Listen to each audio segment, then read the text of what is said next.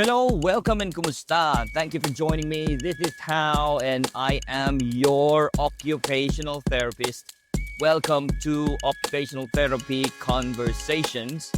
This podcast is all about occupational therapy, my personal perspective on a few topics that I come across. So for me, guys, occupational therapy is not just a profession, it's not just a job, it is a vocation. Just to give you a contextual background, when I qualified as an occupational therapist, I had to take a state examination. And after that, I get called upon a very posh area and I have to swear an oath taking. I had to do an oath taking of an allegiance to occupational therapy, swearing an oath that I am an occupational therapist without purpose of evasion and mental reservation. So for me, occupational therapy is not just a job. It is a commitment. It is a vocation. It is something that I do. Therefore, it is something that I do at work and it's something that I do at home. It is the principles is something that I apply in my life, particularly with all of those ethical principles as well, which is amazing.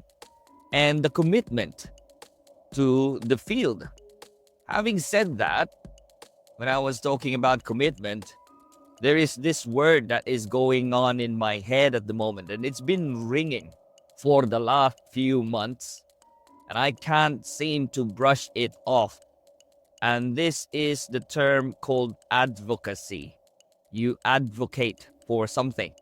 And now, from what I gather, it is one of the roles and responsibilities of an occupational therapist. Although it is not yet, and again, correct me if I'm wrong, this is again my own assumption, there is not a formal position statement in the profession about advocacy being the role of occupational therapy, one of the major roles of occupational therapy. It is something that we do day in, day out. And it's something that I have encountered day in, day out, something that I've come across with my interactions with a lot of colleagues for years, that a lot of people or a lot of everybody else does not know what occupational therapy is. And every time I get to hear that statement from colleagues, I hear exasperation, I hear frustrations that nobody knows what occupational therapy is. Yes, that's very true. For some wonderful reason, during the time when we had to pick a name, when the first term of occupational therapy was coined, it was occupational therapy. We were choosing of a lot of words, and then our profession decided occupation. And it's such a wide range. It has such wide definitions. But it is that thing, isn't it? It's occupation. It's the thing that has meaning to you. That's the one that we chose. Not speech, because we're not doing a therapy on the talking or on the speech. Not physical, although that's part of it. That would fill up occupation. Not music, although we can use music to get a person doing occupation. Not art, although we can do art, so people can do occupation. Not horticultural therapy. That's although we can do that with all the gardening. Cooking therapy. I heard there is now that cooking therapy. Although it's something that is not us, but it's something that we do. Yeah.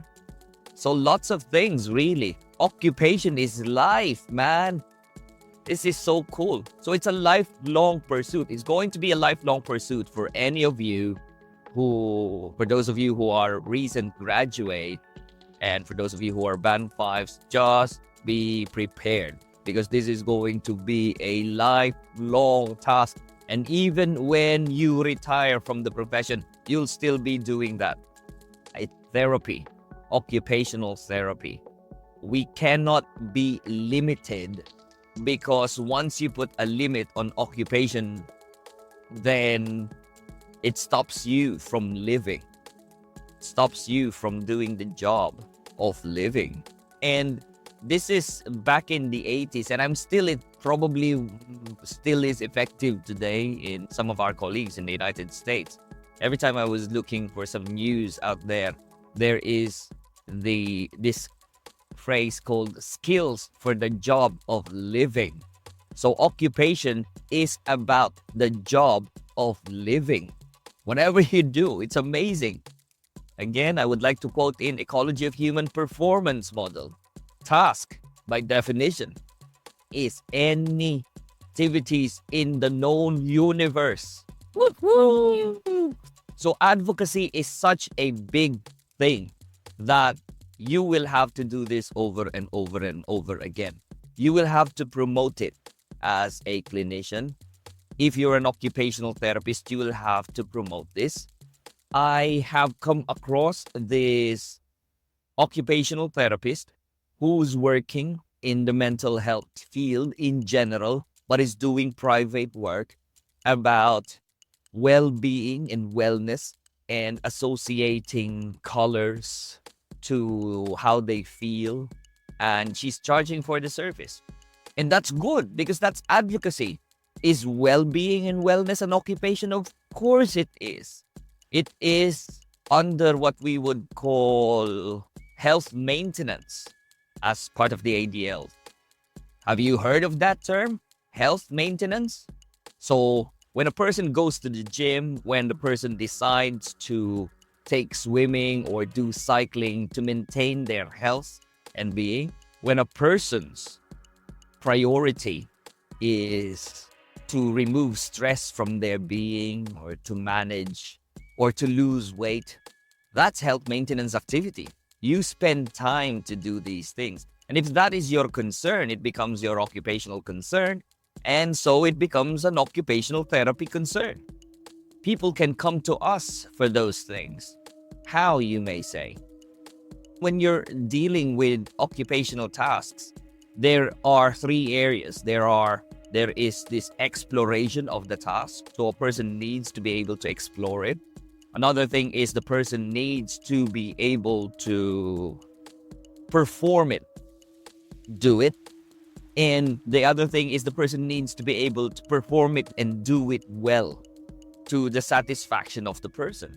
Already, if you have a client whose task is to lose weight, then you can explore ways on how to do that. So how do you do that? What would be your intervention? You can be having education, because teaching and learning is one of the tools of OT. So you can do that. You can start searching for things for the patient, maintaining the routine, maintaining the schedule, following through that role of looking at the ways on how they can lose weight. So already there's a lot of justification. Is it a therapy? If you look at the continuum of care, which again, if you listen to a few episodes, early episodes of this conversation, it's on the primary care, which is wellness promotion and illness prevention. So boom, it still fits there. Again, occupation is a lifelong pursuit. It happens throughout the lifespan. So we are there. So advocacy, guys, is something that you will do because occupation is nonstop. And when you have to advocate for occupational therapy, you will have to explore areas on where occupational therapy can come in. You will have to promote these things in however way that you can do. You can promote it if you want. You can do it through newspapers. You can do it through articles. You can do it through social media. You can take part in a lot of activities in the community. That's advocacy. Your effort to promote the occupational therapy. And you can do what I'm doing it in a platform like this. It's a podcast platform. And it is a platform which I love. And because, again, this is my personal platform. This is my personal advocacy of the profession of occupational therapy, and I'm able to reach a lot of people. I don't need time. I don't need a schedule. I don't need to be asked to speak on conferences or push myself to go on any conferences. This is something that I do. This is something that I am promoting. This is a lifelong pursuit because it will fall on the principle of loyalty. If you have the ethical principles, yes, I'm loyal to the profession and I am promoting the profession. Now, loyalty meaning one of the pursuits or one of the values and principles of loyalty is you support one another. If you are in the same field, you support each other. As occupational therapists, you explore, you don't backstab, you don't pull people down. You are a group of people working together as occupational therapists. We are working as one. And people are forgetting about this. Sometimes people at work, you can have people at work, and I've seen in many years, in some of the experiences, people working, they don't like each other, they're criticizing each other's work. Yes, there are some processes that needed to improve. That's fine, that's understandable. But when it comes to the profession, there is this value of loyalty. It's like a club, occupational therapy club. So just to let you know, again, from a personal experience, like I said, I took my oath taking as an occupational therapist. And for those of us who graduated in our university, we're like brotherhood and sisterhood. It's like a fraternity.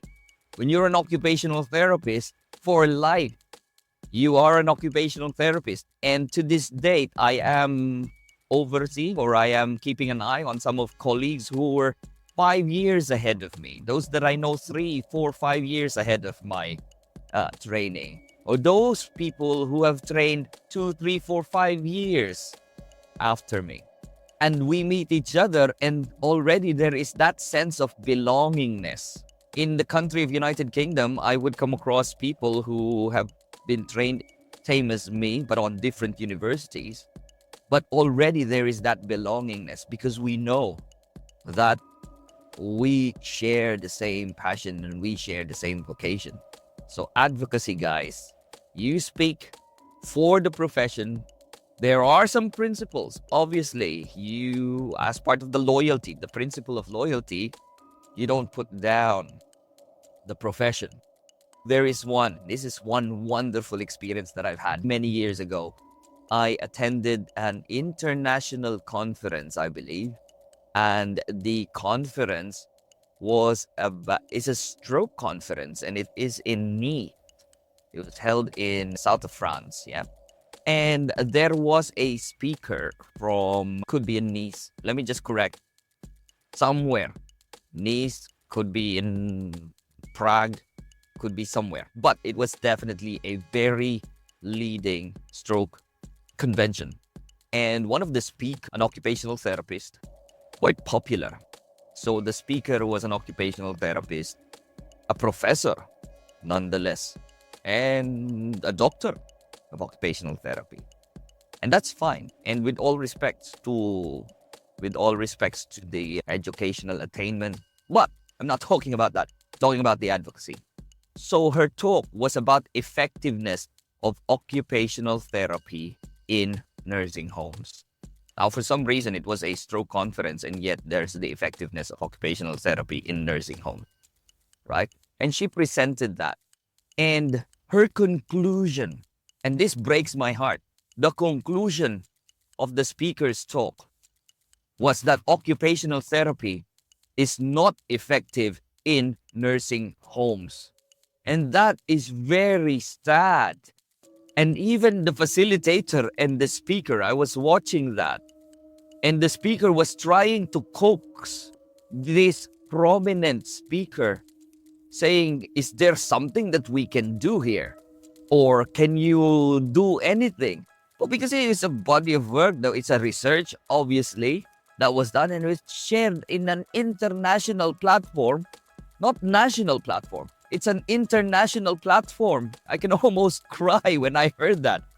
And they were saying occupational therapy is not effective in a nursing home. So you have to think about it. Effective in what? How? These are the major questions. If you're thinking that a person is not effective in getting a person functionally independent, then yes, You wouldn't get a person functionally independent in a nursing home, because that's the reason why people go to the nursing home in the first place. And the measure that I remember the measure was like Barcel. Of course, you cannot be doing ADLs in a nursing home. What about, you should have tailored that. What about the effectiveness of occupational therapy in maintaining the soft tissue integrity, or in preventing secondary complications or secondary, what do you call this? Pressure source. Because the OTs would provide pressure relieving cushions, then definitely that would have been a yes. What about if you have provided a splint? The effectiveness of occupational therapy in maintaining the joint train. If that was the question of the study, yes, it would have been a suitable one. And that's what I meant about advocacy, guys. You do something, you promote the occupation, you promote therapy. So here's one, again, very controversial. Again, this is my platform, and I am not representing any particular trust here. The one thing that's a killer of the profession, gonna be the killer of the profession, is our huge reliance and dependence on Band 4.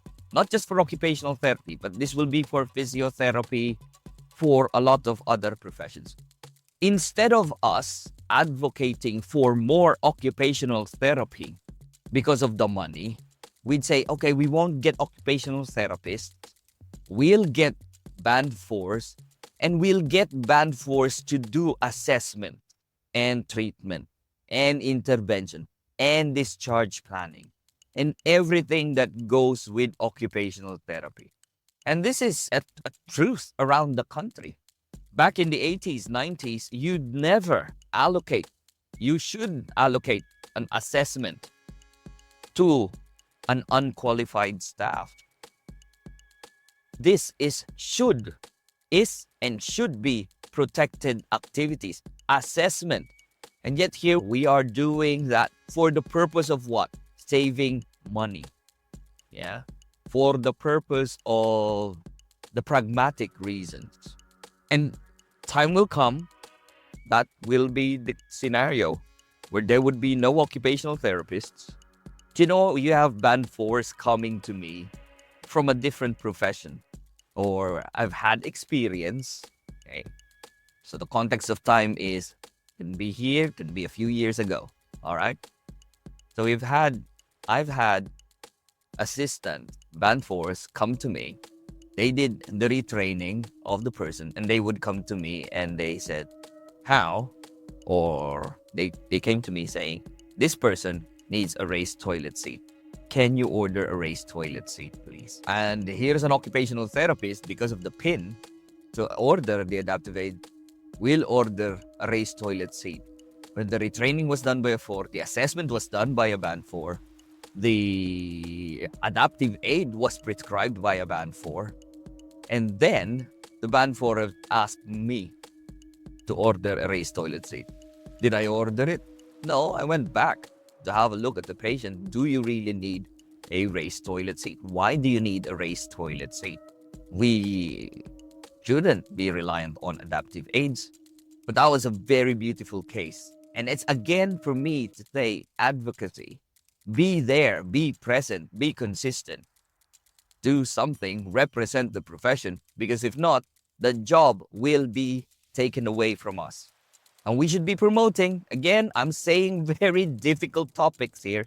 What I'm saying may hurt a lot of people. And if you don't like it, okay, I'm just advocating for the profession. I'm just speaking. This is a platform that I'd like to reach out. Maybe there'll be some younger clinicians who'd be inspired and be driven to improve and to advocate for the profession of occupational therapy. So yes, that's that. I have encountered a very notorious occupational therapy. Notorious because the person was just really grumpy back in the 2000s, around that time. this person was never popular. And I don't like the person as well, personally. Person's got such an ego, and that's a different case. That's not advocating for OT. But she never liked, and she was never popular because she doesn't like requesting for band 4s. It can't be 2000, isn't it? Yeah, be recent, because band 4 only recently came out. So she never liked having band 4s. And her reasoning is, why would I get a band 4 when I can be asking for a qualified staff? And I don't have to worry about overseeing and supervision, and these staff can make decisions. Wow. There's a lot of things that this person and myself had a disagreement on. But that was quite true. But now the pressure, the pragmatic pressure that's happening in the system is making us compromise and let go of some of the things that we hold very dear, some of the things that we hold important to us, the skill of assessment, the skill of planning the treatment. And I'm just talking from experience. Usually it's coming from hospital practice. I don't know what's happening, obviously, in the community world. Again, I'm just sharing with you some of the experiences. Advocacy, guys, a big word. It's going to be a lifelong pursuit. You will do it. You will be defining it all the time, occupational therapy. You will be defining occupational therapy all the time. You will be teaching occupational therapy all the time. You would be promoting occupational therapy to colleague all the time. You will be doing it over and over again because people move, they come and they go, and they will never end. Do you know what is a good advocacy initiative? Very simple. Be there, be present. If you're working in the ward, be in the ward. Wherever you are, be there. Another advocacy present, receive referrals. Talk to people. You can screen them. Make people refer things over to you. If they refer, again, I'm coming back to this referral again. If people refer, they are consulting you. Maybe you can help. We don't necessarily have to do the treatment. Referral is okay. Yeah. You shouldn't brush it back. And this is, again, from experience. I have seen a lot of people putting the referrals back, quoting inappropriate, the word inappropriate. It gives a negative connotation that the person who thought of you in the first place got a negative feedback of inappropriate, and they won't ever do it again. And because we're not there, we're not present in the units, they don't see us. They won't think about us. Who would they go to? Go with a physiotherapist. Not a bad thing, but why would they normally go to physiotherapists? Physiotherapists are always visible. They're always there. Advocacy, guys, a beautiful word. And again, I am just here advocating for occupational therapy. There may be sensitive occupational therapists who may not like what I'm saying. But then again, think about loyalty. We're all in the same team, guys. Okay? I hope you enjoyed this short conversation. If you like it, please tell your friends about it. More power to you guys. Just remember, anything you do matters and has If you enjoyed an this outcome. podcast, talk to Until your next friends time. and colleagues about Bye. it. Like it, subscribe, share, and do what you can to appease whatever algorithm that is at play. Just remember, guys, anything you do matters and has an outcome. Until next time, bye.